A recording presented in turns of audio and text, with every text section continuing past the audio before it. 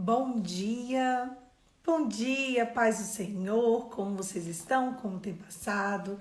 Hoje foi o dia que o Senhor fez, vamos nos alegrar nele. Hoje nós vamos começar um livro novo, eu amo quando a gente começa um livro novo, eu vou abrir aqui. E livro novo sempre me gera novas expectativas. E hoje nós vamos estudar sobre Neemias. Vamos lá, vamos começar? Bom dia, paz do Senhor. Poliana, mas por que você escolheu Neemias? O que era Neemias? Quem era Neemias? Neemias, ele era um copeiro de um rei e ele foi chamado a reconstruir o seu povo, que é o povo de Israel. E aí a gente vai trabalhar nos próximos dias uma história de reconstrução. Eu só quero ver aqui quantos capítulos são. É um livro antes de Esther. São 13 capítulos. Pronto. São 13 capítulos. Então nós vamos trabalhar reconstrução. Eu acho que a gente vive um tempo apropriado para a gente saber o que é a reconstrução, como se reconstrói uma história, e a gente vai trabalhar a reconstrução de dentro para fora. Da mesma forma que Neemias foi escolhido a reconstruir aquela cidade, eu e você somos chamados a reconstruir a nossa casa, o nosso povo, a nossa parentela e principalmente a nós mesmos. Então vamos lá, vamos começar? Eu vou ler um textinho aqui antes para a gente se situar em quem era Neemias e qual tempo que nós estamos vivendo. Esse livro é uma espécie de autobiografia, pois o autor é um exilado de Judá e vivia na Pérsia de Artaxerxes I. De quem era escravo, ele escreve na primeira pessoa e relata o seu regresso para Jerusalém, a fim de reconstruir os seus muros. Essa história está ligada ao livro de Esdras. Aliás, Neemias recebeu auxílio de Esdras para cumprir essa missão. O livro pode ser dividido em 3 blocos. O primeiro traz uma introdução que Neemias relata como, depois de jejuar e orar, foi-lhe permitido regressar e restaurar os muros de Jerusalém. O segundo descreve as dificuldades enfrentadas para reconstruir o muro até a sua dedicação. E o terceiro apresenta medidas adotadas por Neemias a favor de Jerusalém, do culto ao Senhor e da observância da lei de Deus. Vamos lá? Neemias 1. A história de Neemias. A palavra de Neemias, filho de Acalias, no mês de Quisleu, no 20º ano, enquanto estava na cidade de Suzã, Anani, um dos meus irmãos, veio de Judá com alguns outros homens, e eu lhes perguntei acerca dos judeus que restauraram e sobreviveram do cativeiro, e também sobre Jerusalém. Eles me responderam: aqueles que sobreviveram do cativeiro estão lá na província e passaram por grande sofrimento e humilhação. O muro de Jerusalém foi derrubado e as suas portas foram destruídas pelo fogo. Quando ouvi essas coisas, sentei-me e chorei. Passei dias lamentando e jejuando e orando ao Deus dos céus. Então eu disse: Senhor, Deus dos céus, grande Deus, terrível, fiel, aliança e misericordioso aos que te temem, obedecem os teus mandamentos. Que os teus ouvidos estejam atentos e os teus olhos estejam abertos para a oração que o teu servo está fazendo diante de ti, de dia e de noite a favor dos teus servos, o povo de Israel. Confessa os pecados que nós, os israelitas, temos tido contra ti. Sim, eu e meu povo temos pecado. Agimos de forma corrupta e vergonhosa contra ti. Não temos obedecido os mandamentos, decretos e as leis deste teu servo Moisés. Lembra-te agora do que disseste a Moisés, o teu servo. Vocês foram infiéis e o espalhei entre as nações. Mas se voltarem para mim, obedecerem os meus mandamentos e os puserem em prática. Ah, meu Deus. Peraí. Mesmo que vocês estejam espalhados pelos lugares mais distantes debaixo do céu, lá eu os reunirei e trarei para o lugar que escolhi para estabelecer o meu nome. Estes são os teus servos, o teu povo. Resgata com amor e grande poder e com um braço forte. Senhor, que os teus ouvidos estejam atentos à oração deste teu servo e à oração dos teus servos que têm prazer em temer o teu nome. Faz com que hoje esse teu servo seja bem-sucedido, concedendo-lhe a benevolência deste homem. Esse texto, ele nos mostra e nos ensina muitos aspectos sobre uma vida cristã. E eu quero destrinchar com vocês alguns pontos. Primeiro, ele recebe a notícia, né? Ele estava ali, ele era copeiro do rei, ele sabia servir. O fato dele ser um copeiro do rei já significava que ele sabia servir. Ele sabia o que Deus tinha para ele. Ele sabia quanto que era importante ele estar servindo pessoas. Mas ele recebe a notícia de que o povo dele estava em cativeiro. O povo dele, aqui diz assim, aqueles que sobreviveram ao cativeiro estão lá na província e passaram por grande sofrimento e humilhação. O muro foi derrubado e as suas portas foram destruídas pelo fogo. Significa que o povo estava vivendo um caos. Eu quero que vocês tirem a palavra povo e coloquem sua casa. Ele estava vivendo, ele estava vendo a casa dele, a parentela dele, os deles, vivendo um caos, uma destruição. Uma história de tragédia. Nunca se houve tanta tragédia quanto ele tinha conhecimento. Só que Neemias estava recebendo essa notícia e ele fazia o que ele sempre faz. Quando você recebe uma notícia, o que você faz? Qual é a tua reação? As tuas reações, você sabia que as tuas reações são todas esperadas? Porque você tem uma prática e um costume. Então Neemias também teve uma prática e um costume esperado por ele. Ele já sabia o que ele ia fazer, porque ele sempre fazia aquilo. É isso que eu quero falar para vocês. Não tem como você se tornar um homem, uma mulher cheio do Espírito Santo ou com muita devoção a Deus se você não praticar isso todos os dias. A palavra de Deus diz que a fé vem pelo ouvir a palavra de Deus. A primeira coisa que o inimigo vai tentar roubar do teu coração é a tua fé. Porque se ele rouba a tua fé, acabou, não precisa de mais nada, você não precisa de esperança. Se você não ter fé para acreditar que Deus vai fazer, você fica ali de ânimo dobre. Agora eu creio, amanhã eu já não creio mais. Eu vejo as circunstâncias e eu não creio. Quando eu vejo que uma pessoa tem ânimo dobre, não vou crer. Daqui a pouquinho. Rolou uma coisa legal, vou crer. Mais um pouquinho, não aconteceu, não vou crer. Eu não sei o que Deus tem. Isso aí são pessoas que esqueceram e abandonaram a sua fé. Você não pode ser morno. Você não pode ser morno. Se você sabe ao Deus que você serve, se você sabe o Deus que você serve, você precisa crer. É necessário, é fundamental. É uma exigência que aqueles que creem no Senhor acredite que Ele é capaz. É um pré-requisito. É você crer. E aí eu quero continuar aqui. Ele diz assim: quando ouvi essas coisas, sentei-me e chorei. Passei dias lamentando e jejuando e orando no Deus dos céus. Então eu disse: primeiro, eu quero ler, esse aqui é o versículo 4. Esse versículo, você vê, um versículo pequenininho. Olha quantas coisas ele tem a nos ensinar. Primeiro, quando ele senta, ele fala de um tempo de espera. Ele estava ali, ele estava no palácio, ele tinha comida, ele tinha bebida, ele tinha como repousar, ele tinha como deitar numa cama quentinha e ele servia o rei. O rei amava ele. Então ele fazia um trabalho em que as pessoas gostavam dele. E ele estava ali em uma situação de conforto. Quando a gente mostra que ele está em outro povo, mostra que Neemias estava em uma situação de conforto. Talvez, antes de passar o caos que você está passando, talvez você estava em uma situação de conforto. Eu quero te dizer que... A voz deu uma falhadinha. Eu quero te dizer que nem todo o caos é provocado pelo inimigo da sua alma.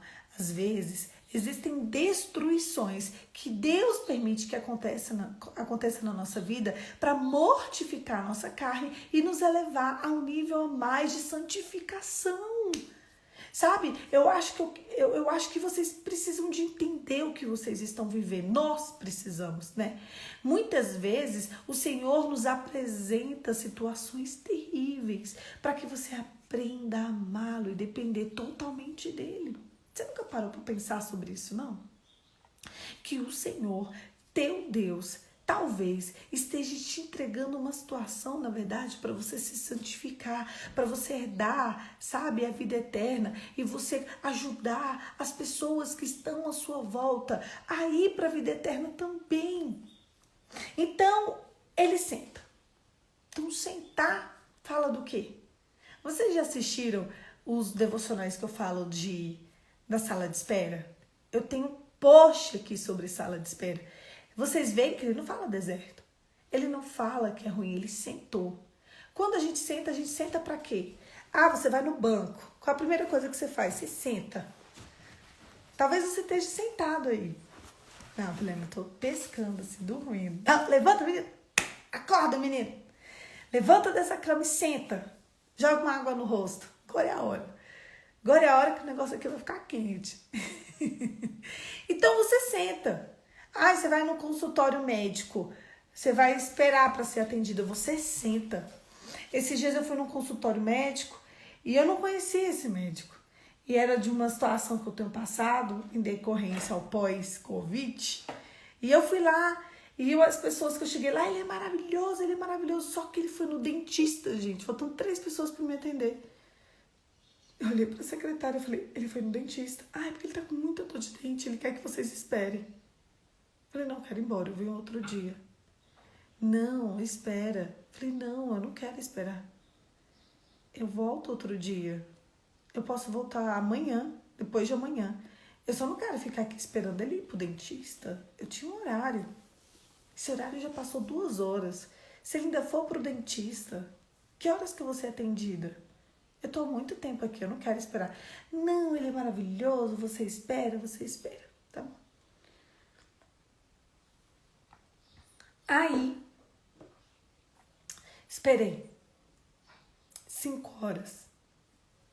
Vocês não têm noção de como eu já estava cansada. Fiquei 5 horas, eu deixei de trabalhar. Eu deixei de estudar. Eu deixei de resolver um monte de coisa na rua para esperar ele. Mas eu tive que esperar aquele atendimento. E ali, aquele atendimento, eu esperando, falava de tempo de espera?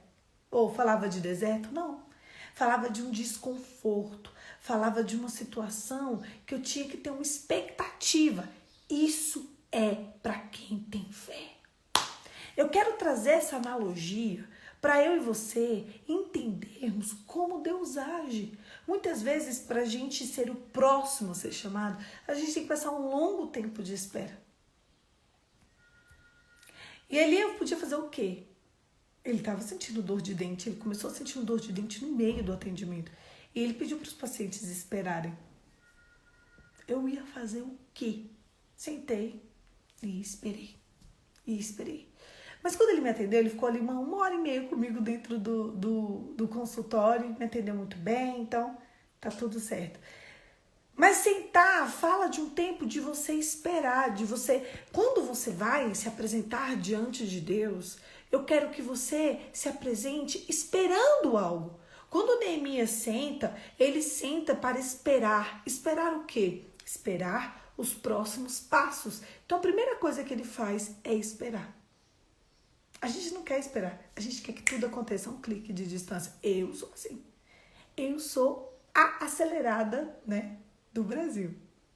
Se Deus fala hoje para mim uma coisa, eu quero que aconteça amanhã. Mas Deus sabe que as coisas não são assim, que eu preciso amadurecer para receber aquilo que Ele já me prometeu lá atrás. Só que 1000 dias para Deus é como um ano, e um ano para Deus é como 1000 dias. Só que para mim, 365 dias é longo. É ou não é? 365 dias para você é longo? Aí soma isso a 2, a 3, a 10, a 15. 15 vezes 365. Quantos dias a pessoa está esperando? Muito. Para mim. Só que para Deus não é muito. Ele está esperando eu ser a Poliana, que Ele sabe que eu vou ser, quando Ele falou da promessa. Só que ali naquela promessa eu era uma menina. menina. Só que ele está tentando dizer que a Poliana que vai receber a promessa é a mulher, não é a menina. E às vezes o nosso coração de menina quer, eu quero agora, não é mais tarde, não é agora. Sabe o que isso vai adiantar? Nada. Se berrar, bravejar, adiantasse alguma coisa, olha, eu te falo, eu já tinha resolvido um monte de problema. Então ele sentou e ele chorou. Quando ele chora, o choro, por que a gente chora? A gente chora por dor.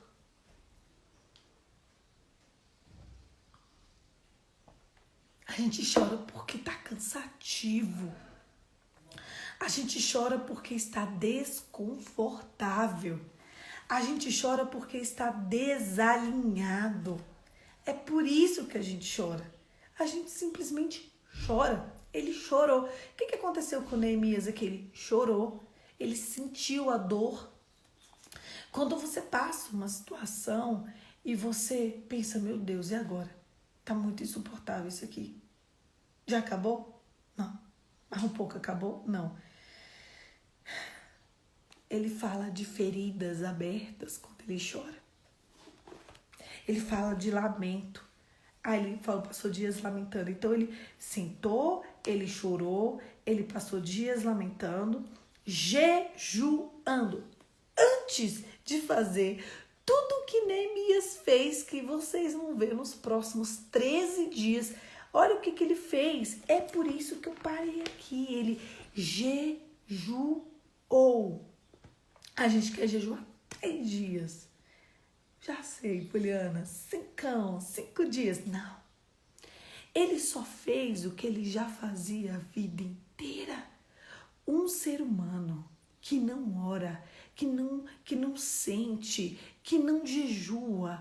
Olha, Deus trouxe Jesus para nós por amor. Jesus, por sua vez, falou, quando eu for embora, vocês jejuem. Não é para jejuar por uma demanda, é para jejuar pela nossa vida inteira. Jejuem. Jejuem. Aquele, o que ele fez? Ele fez o que ele conhecia. Quando acontece uma situação com você, quando você está na piscina, vamos para a piscina agora, vamos todos nos recolocar num clube aí bem legal, que em Brasília tem mais, o que mais tem aqui é clube. Então eu vou falar de clube. Eu sei que tem cidade que não tem tanto clube assim, mas aqui tem. Então vamos supor que hoje a gente decidiu ir pro clube, o solzão, todo mundo aí com a sua roupa de banho. E aí você é jogado na piscina. Jogado não, você vai pra piscina. Cada um vai reagir daquela piscina diante do que ela sabe. Tem gente que vai, mergulhar. Tem gente que vai descer na escada e ficar na bordinha. Tem gente que não vai entrar porque não sabe nadar, tem medo. Tem gente que vai ficar na sombra do lado de fora para não tomar cuidado de entrar na piscina, que se entrar na piscina vai molhar o cabelo, não quer molhar o cabelo. Então, cada um de nós, quando formos para aquele ambiente, vai se comportar da forma que já sabe. Ah, eu já sei, quando eu vou para uma piscina, eu dou uma nadada. Ah, já sei, quando eu vou para uma piscina, eu dou um tibum ali e fico ali conversando. Eu não sei nadar, mas sei ficar na borda. Então, você já sabe. Ele fez o que ele já fazia, que era jejuar. E ele continua fazendo. Tá vendo aqui, ó?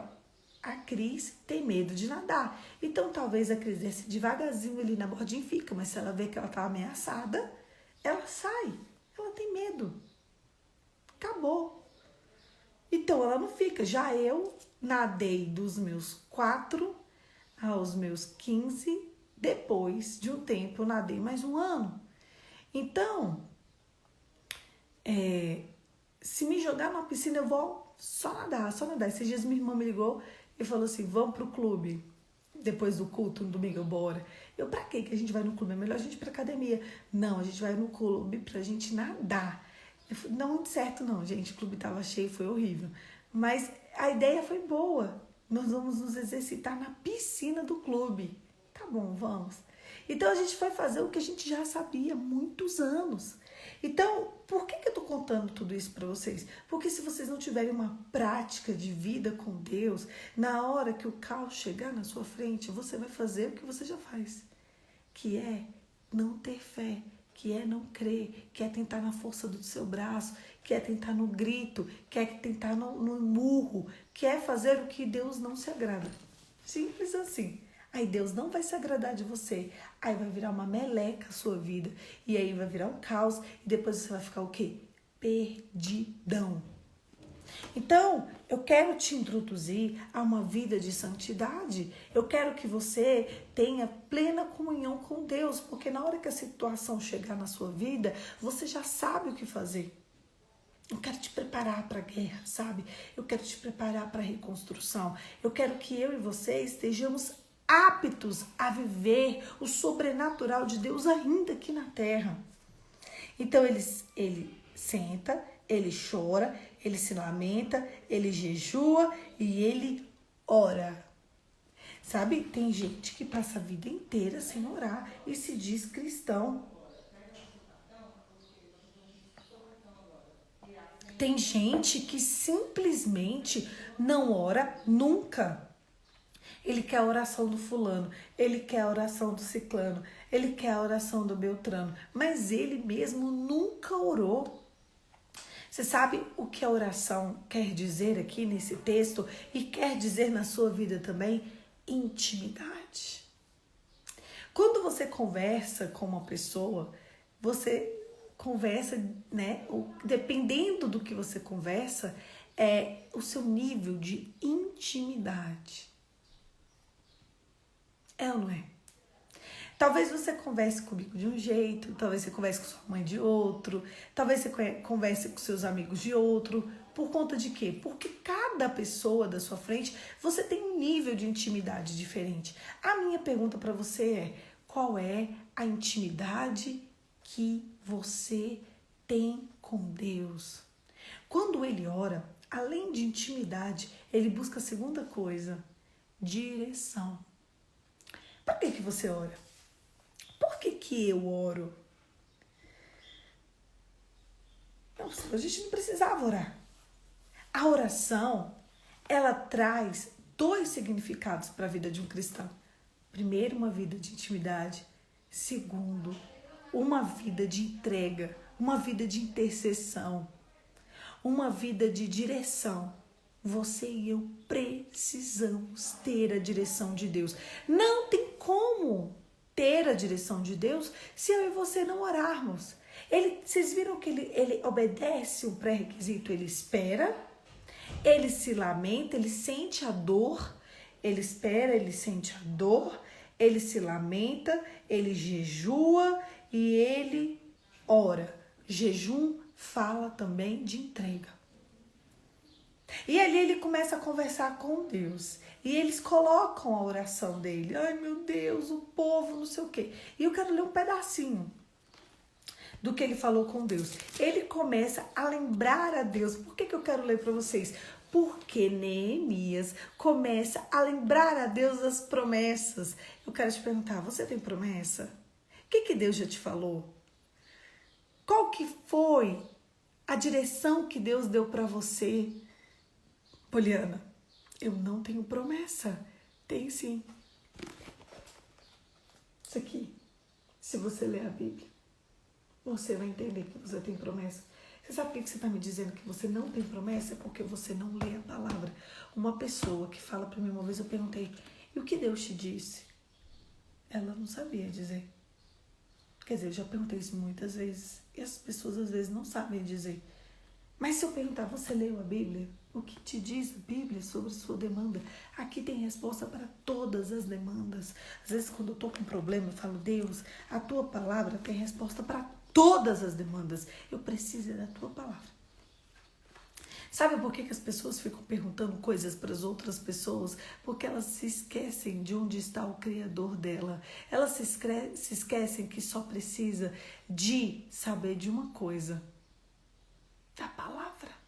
Se o dia que você mergulhar na palavra, o dia que você entender o que é a palavra, o dia que você perceber qual é o significado da palavra, nunca mais você vai se esquecer de uma promessa. No dia do caos, no dia da tormenta, no dia do vale da sombra da morte, no dia da desconstrução, no dia que tiver tudo pegando fogo, você precisa se lembrar da promessa de Deus. E o que está escrito aqui? Lembra-te agora o que disseste a Moisés. Olha o que ele lembra. Se vocês forem infiéis, eu os espalharei entre as nações. Mas se voluntariamente voltarem para mim, obedecerem os meus mandamentos e os puserem em prática, mesmo que vocês estejam espalhados pelos lugares mais distantes debaixo do céu, eu lá reunirei, trarei para o lugar que escolhi e estabelecer meu nome. Gente, presta atenção.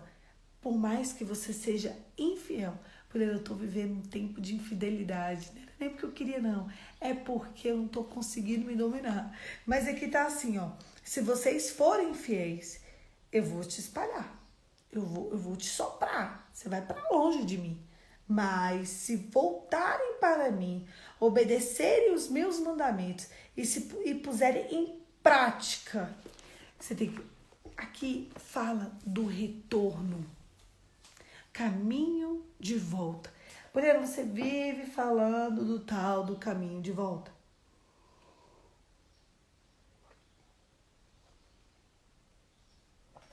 Isso é o quê? Exatamente isso. Por mais que você esteja vivendo um tempo de infidelidade, se você agora, se você virar para mim não, coitada de mim. Se você se voltar para o seu Criador, se você obedecer, se você puser em prática, se o seu coração for um coração temente, obediente e que pratica as coisas do Senhor, não precisa de mais nada. Deus já está satisfeito.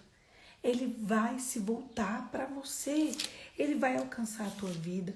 Ele vai alcançar a tua parentela. Ele vai alcançar as tuas circunstâncias. Mas outra coisa, o que você precisa entender é que Deus ama processos. Talvez eu e você não gostemos. Eu não gosto. Eu vou te falar. Você vai me falar assim, nossa, o processo. Ai, que coisa linda. Não, não é. Pra mim não é. Não é, gente, não é. Você tá ali, ó, tentando, vai vindo só desgrameira. A verdade é essa. Mas sem um processo, é impossível a gente agradar o coração de Deus, porque nós precisamos de ser pessoas lapidadas. Eu e você, se a gente achar que a gente é bonzinho, a gente não é bonzinho coisa nenhuma. O Senhor nos entrega processos de presente para que a gente aprenda quem é o nosso Deus.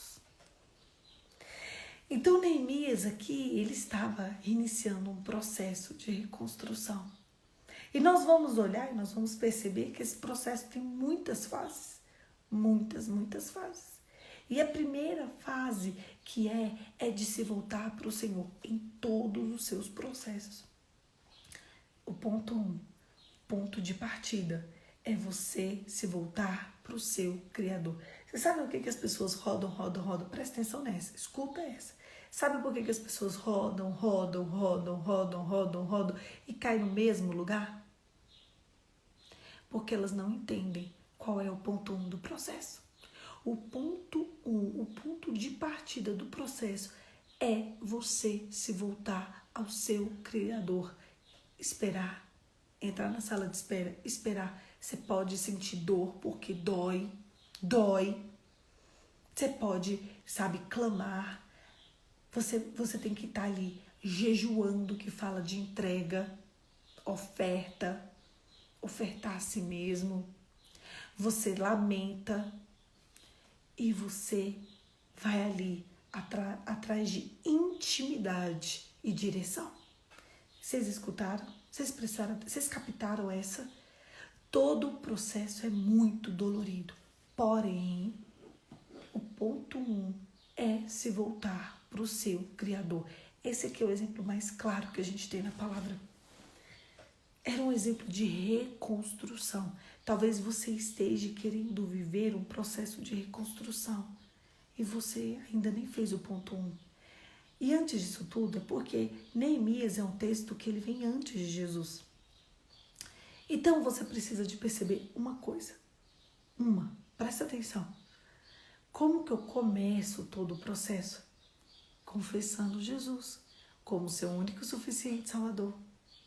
A promessa de Deus, a palavra de Deus, a história de Deus para a humanidade precisa começar comigo e com você em Jesus.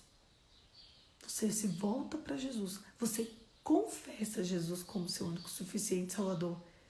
Dali você pode entender que você vai esperar. Talvez o seu tempo seja curto, que bom para você. Talvez o seu tempo seja longo, assim como o meu. E assim como de algumas pessoas que estão aqui também. Mas independente se seu tempo for curto, for médio, for longo, for longuíssimo, ó céus, você precisa de entender que Deus é o Deus que respeita processos. Ele criou os processos. E Ele sabe que se você não viver um tempo longo de busca, de intercessão, você não vai ter salvação. Talvez esse problemão, essa encrenca que você está enfrentando na sua vida, seja só Deus mortificando a sua carne para você não ir para o inferno, mas ir para o céu. Imagina, no dia de Hebreus 9:27, que é o dia, né, do teu julgamento, você chega lá e você pensa, meu Deus, e agora? O que vai acontecer? E você com uma vida simples, normal, cotidiana, aí você olha para as suas circunstâncias assim e pensa, e agora? E Deus fala, sabe aquela situação que você viveu? Sabe essa humilhação? Sabe essa afronta? Sabe essa ofensa? Sabe essa meleca de vida? Sabe tudo isso que você passou? Eu queria mortificar a sua carne. Aí o diabo vai vir com tantas acusações, com tudo que ele pode. E você sabe o que vai acontecer? Sabe o que Deus vai falar?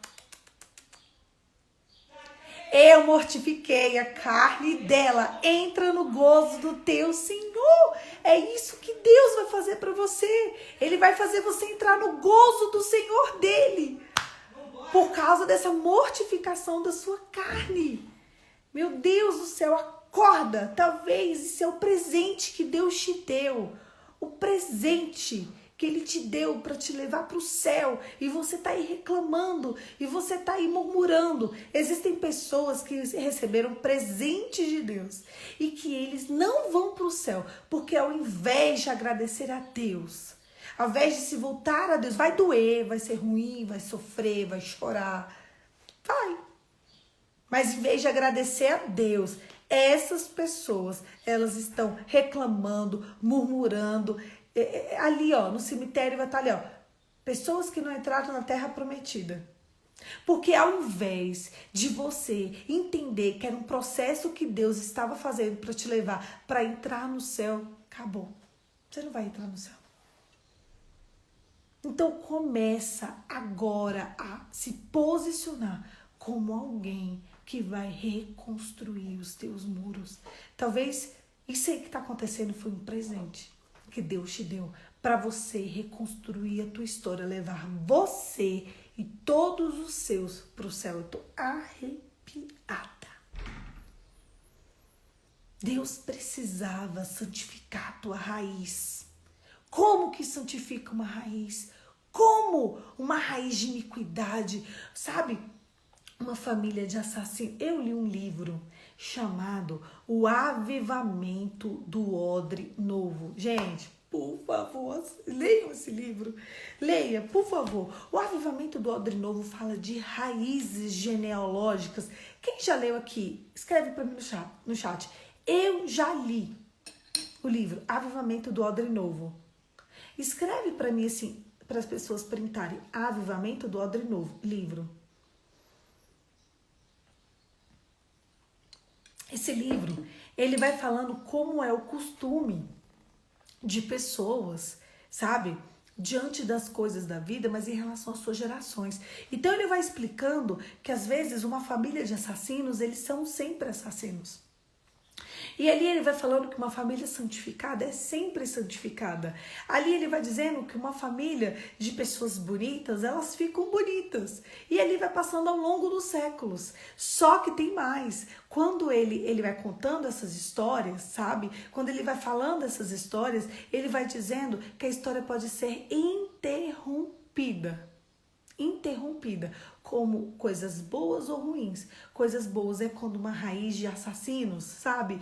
Eles começam, uma pessoa ali, olha para a cruz. O olhar para a cruz muda a história de uma geração. Isso mesmo, de escrever Avivamento do Odre Novo, que aí vocês printam e compram. Porque é o seguinte, se a tua raiz é podre, se você tem histórias de fracassos em mais diversas áreas, ele chega à conclusão seguinte, o que faz mudar? O olhar para a raiz, ou o olhar para a cruz. Você olha para a cruz, você entende quem é Jesus, você é participante do sangue de Jesus e ali Deus te dá uma nova história. Sabe, você para pensar assim, nossa, meu bisavô fez isso, meu avô fez isso, minha mãe fez, meu pai fez isso e eu tô fazendo. Deixa eu contar uma coisa para vocês. Eu amo a história de Jabez. A história de Jabez é assim, é um texto desse tamaninho, assim, desse tamaninho, bem pequenininho, que ele fala, vai contando genealogia. Quem gosta de ler genealogia? Ninguém, só quem escreveu que gosta, né? Aí ele vai contando, fulano teve ciclano, ciclano teve beltrano, e vai, de repente ele fala da mãe de Jabez. E fulana teve Jabez. E ela chamou Jabez, já começa mudando, porque já conta essa parte. E ela teve Jabez com dores, por isso o nome dele foi Jabez, porque ele foi destinado a sentir dor por toda a sua vida. Então Jabez não aceita o decreto de dor, ele se volta ao seu Criador e ele fala assim para Deus, ai, quem dera Deus mude minha história e me torne o mais excelente dos meus irmãos. Então ele começa a voltar a vida dele para a excelência. Ele fala, onde era um decreto de dor, eu declaro um decreto de excelência. Eu serei o mais excelente, eu serei o mais excelente. Eu vou ser diferente, eu vou ver o meu Criador, eu vou ter intimidade. Sabe como é que termina o texto? Dizendo, e Jabez foi o mais excelente dos seus irmãos. Fim. Um homem que era para ser um homem de dor, porque ele saiu declarando, fazendo governo sobre a vida dele. Ele terminou a vida como um homem excelente. Eu quero saber qual é o decreto sobre a sua genealogia. Qual é o decreto sobre a sua vida? Abandonado? Frustrado? Obeso? Ladrão? Qual é o decreto genealógico? Mas eu quero dizer que existe um sangue que muda decretos genealógicos. Eu disse para Deus um dia, assim, Deus, se for para viver, olha o que eu fiz, olha que coração ousada, olha como Deus responde orações. Eu sou a resposta das minhas orações. Eu vivo a resposta das minhas orações. Eu disse, eu continuo dizendo, eu faço essa oração desde que eu era uma menina. Eu falo para Deus, Deus, se for para eu viver os relacionamentos que a minha família tem, eu vivo para o Senhor. E outra coisa, eu vou viver um relacionamento digno de uma princesa. Eu não, Senhor, pode fechar. Eu faço essa oração desde que eu era uma adolescente, porque eu tenho visto as situações aqui. Então, eu falo, Deus, pode fechar as portas, ainda que doa, ainda que sofra, ainda que eu fique em lágrimas, ainda que eu fique triste, ainda que meu coração se parta. Pode fechar todas as portas. Eu continuo fazendo essa oração. Quando eu me voltei para a santidade, eu disse para Deus o seguinte, eu cansei. Eu vou fazer o seguinte, eu vou viver para o Senhor com o máximo de excelência que eu conseguir. A hora que o Senhor quiser me dar um relacionamento digno de princesa, eu aceito. Senão, eu vou passar a minha vida inteira vivendo para o Senhor, porque eu não quero viver todo o decreto que havia de eu ter uma continuidade dessa raiz de iniquidade da minha família em relação aos casamentos. Eu não quero. Ou Deus me entrega um casamento para eu ser uma princesa, ou não quero. Ou eu espero o tempo. 18, 19, 20, 21, 22, 23 anos, 24, 25, 26, 27 anos, 28, 29, 30 anos. 30 anos. 31, 32, 33 anos, 34, 35 anos. E nós chegamos aos 35 anos. Mas eu já disse para o Senhor, e eu reafirmo, estou contando isso aqui para vocês, que ou eu vivo um relacionamento digno de uma mulher de Deus, ou está consagrado no Senhor. Porque o que eu vivo hoje em Deus, o sobrenatural que eu vivo hoje em Deus, eu não vou perder. Eu não vou. O Senhor, Ele é Deus que muda a história. Eu estou sendo a precursora, eu me sinto a precursora de mudar a raiz genealógica. Quem é você? Sabe? É uma oração mesmo de sabedoria, né? Dói na carne. Eu recebo afrontas, acusações. Eu recebo chacota. 35 anos assim. Eu recebo ofensas. Mas quando eu viver, eu vou viver. Primeiro, eu tenho a promessa. Segundo, eu tenho confirmação da promessa. Terceiro, eu tenho mais do que confirmação da promessa. Então, eu já sei o final dessa história. Se Deus falou para você que vai reconstruir a tua história, assim como Ele me disse que vai reconstruir a minha raiz e que eu serei, né, a partir de mim, vai ser algo diferente, eu vou esperar. Vai doer. O processo vai ser ruim. É ruim. Não vou dizer para vocês que é péssimo, é horrível. Mas eu vou te falar, está consagrado. Eu fiz essa consagração no altar. Eu fui lá, eu jejuei, eu orei, entreguei oferta. Eu falei, Senhor, tá aqui. Eu me consagrei. Eu falei, Senhor, eu vou viver o teu sobrenatural. Eu vou viver para te servir até que o Senhor se incline para mim e eu viva na terra exatamente uma mudança estrutural na minha raiz genealógica. Eu estou mexendo na minha raiz genealógica. Vocês acham que eu ia viver facilidade? Não, mas eu tô pronta. Eu posso chorar, é só chorar. Eu posso me angustiar, tá bom, angustiou. Mas eu entrego ao Senhor. Eu consagrei e acabou. Eu não vou viver de migalhas. Ou Deus me entrega a promessa de restauração dos muros. Ou eu espero. Onde você está na tua promessa? Se Deus falou, fica com o que Deus falou. Para de querer criar atalhos. O nosso problema é criar atalhos. Eu viro para as pessoas e falo, ai, que está acontecendo isso tal, que Deus te falou. Ele falou que vai fazer, então você já sabe o final da história. Ou você simplesmente não está respeitando os processos de Deus. Se você não respeitar os processos de Deus na sua vida, você não vai ser reconstruído. Deixa doer, é só dor, é só dor. Às vezes eu tô muito triste, assim, eu falo para Deus, é só dor. É só dor. Mais nada. É só dor. Ponto final. Dor é só dor. Sente, chora, lamenta, levanta e segue. Porque dor é só dor. Eu vou fazer uma pergunta. A Idelice já respondeu. Eu quero saber, eu vou finalizar. Mas antes de finalizar, eu quero saber... Existe uma diferença entre estar na sala de espera de Deus e estar no deserto.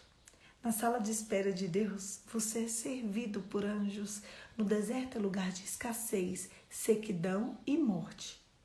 Na sala de espera de Deus tem sofá, ar-condicionado e água para refrescar. Um banheirinho para atender suas necessidades básicas.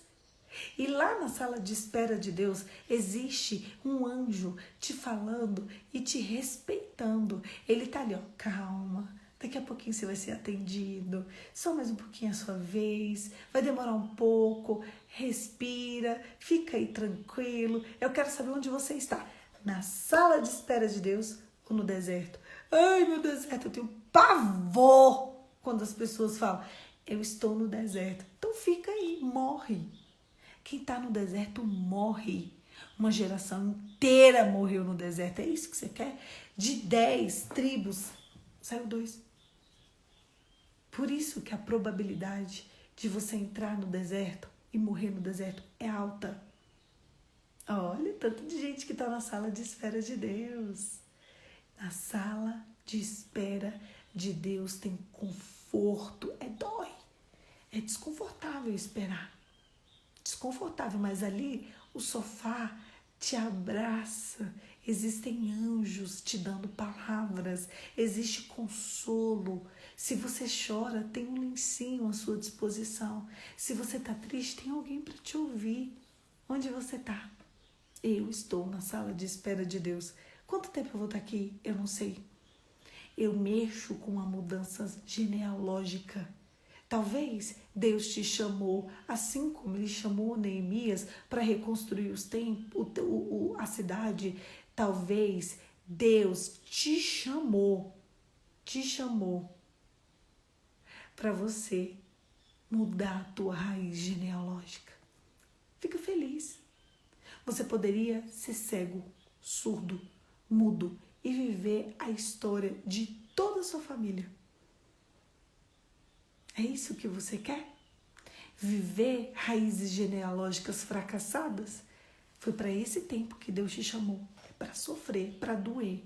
Mas no final disso tudo, você vai mudar a sua sorte e a sorte dos seus. Vai parar em você.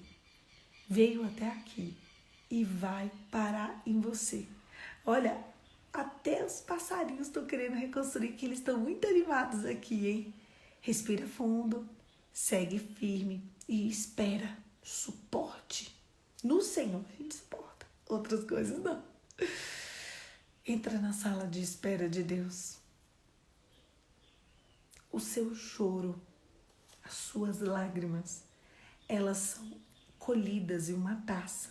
A Bíblia diz isso. E essa taça, ela é derramada no altar do Senhor, tá? Entendeu? Ele derrama e aquela lágrima, ela sobe como incenso suave às narinas do Senhor, como sacrifício. Chorar é bom. Chorar limpa o fígado, gente. Vocês estão mexendo na raiz genealógica? Vocês ouviram? Gente, quando eu coloco para reassistir depois, eu fico impactada. É muito forte a quantidade de passarinho que fica aqui louvando a Deus com a gente. Parece que eu tô falando com vocês. Sabe quando você coloca sons da natureza de fundo? Eu acho lindo. Presta atenção. Presta atenção. Eu vou falar duas coisas e a gente encerra. Para você mexer na sua raiz genealógica, sabe o que você precisa? Santidade, que tem a ver com pureza. Chorarem pro fígado. Você acredita? Ótimo, vamos todo mundo limpar esse fígado.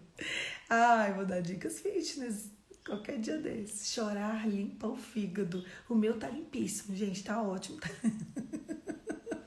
Quero saber quantos fígados limpos a gente tem aqui. Vamos lá. Chorar, ele ajuda no detox, ele limpa o fígado. Quando a pessoa, às vezes, ela tá com o fígado muito, muito inflamado, ela entra em estado de loucura. Vocês sabiam disso? É sério. Muitos estados de loucura é porque o fígado está extremamente inflamado. Então, ó, o meu fígado tá branquinho, gente. Esse fígado de voltar, os fígados aí tá tudo limpinho. Então, o choro que tem a ver, o fígado, ele está totalmente ligado às emoções. O fígado, ele é responsável por trazer pureza para o nosso corpo. Olha, eu já dando aula de saúde, né? Então, quando a gente chora, a gente vai limpando. Não é verdade? Quem é da área... Olha, a Nutri, tá vendo a Nutri aí, ó? Nutri, ela é Nutri, ela tava vendo que eu tô falando a verdade. Então, toda vez que eu tô chorando, eu penso, meu fígado tá limpo, eu não vou ficar louca. É sério, vocês podem pensar assim. Depois vocês chorarem pra caramba, dá uma risada e fala, pelo menos o meu fígado tá limpo e eu não vou ficar louca. Só isso. Por quê? O fígado sujo, não é, Nutri? Fala aí com a gente. O fígado sujo, ele traz pra gente loucura. Sabia? Uma pessoa que não chora, uma pessoa dura, uma pessoa... Não, meu tá ó, branco, como diz aí a seguidora aí, ó. Alvo mais que a neve, esse é o meu. Quero saber quantos fígados limpos estamos aqui. Mas depois de chorar, você tem que limpar as lágrimas e saber... Isso foi uma oferta ao Senhor. Receba, queime no altar, Senhor, como aroma suave as tuas narinas e sacrifício vivo, puro, santo e agradável. segue sua vida. Se você já sabe de como vai terminar essa história, eu quero te falar, reconstrua os seus muros. Se volte para o Senhor. Então, para finalizar, a gente precisa entender que para reconstruir uma história, para mexer numa raiz genealógica, a gente precisa de ter uma vida de santidade e obediência. E precisamos necessariamente nos voltar para a cruz. Eu vou falar para vocês o que a Nutri diz. O fígado é responsável pela detoxificação é uma das formas de eliminar as toxinas é pela lágrima. E uma pessoa intoxicada, ela fica em estado de loucura. Não é só um estado de loucura real, tá? Feche os seus olhos e com fígados limpos, vamos orar. Pai, em nome de Jesus, nós te apresentamos a reconstrução da nossa vida, nós te apresentamos a reconstrução da nossa história, nós te apresentamos a reconstrução da nossa parentela. Talvez o Senhor escolheu a nós para mudarmos o curso da trajetória da nossa casa. Dói, Senhor, é difícil, é desafiador, mas estamos aqui. Assim como Neemias estava ali para servir, nós estamos aqui para servir também. Espírito Santo nos abraça. Senhor, nós queremos nos consagrar diante de Ti. Nós queremos Te apresentar um culto racional. E queremos dizer que o Senhor é o Deus da nossa história. E que nós, quando a gente olha para a gente, na verdade a gente olha para Jesus. Nos realinha o Teu propósito, santifica a nossa vida. Em nome de Jesus. Amém. Amém, querido. O que santifica a tua vida é o sangue de Jesus e a santidade. Poliana, você não está entendendo. Sabe as melecas da minha família? Eu fiz tudo. Mas você conhece Jesus. E o que santifica a tua vida e o que santifica a tua história. O que santifica a tua história é o sangue de Jesus. É isso. Ai, que coisa linda. Neemias é muito forte. É muito forte. Um beijo. Fiquem com Deus e até amanhã. Amanhã, 5h45, vocês levantem, sentem-se para esperar. Pega um chá igual eu peguei hoje aqui e vamos aproveitar a presença do Pai. Vamos, já que estamos neste devocional, estamos falando de saúde, chá morninho, quentinho, faz toda a diferença para o seu dia, para o seu intestino. Por que às vezes eu tô com chá? Geralmente eu tô com chá, só não tô com chá quando não dá tempo, quando tá muito calor, que aí eu pego uma água morna, dou uma mornada. Essa água aqui que eu pego, eu morno ela, vocês acreditam? Eu morno para tomar todos os dias. Ou eu pego já natural, ou dou uma mornada um pouco e coloco. Por quê? Uma água morna, um chazinho, faz toda a diferença. Não é por tomar com açúcar, senão você destrói tudo. Vai destruir o fígado, pelo amor de Deus. É isso. Um beijo, fica com Deus e até amanhã. Amanhã, 5h45, a gente tá aqui. Convide pessoas para estar conosco. Foi muito delicioso amanhã. Neemias 2. É inspirador, hein? Podem criar expectativas. E é isso. Até amanhã.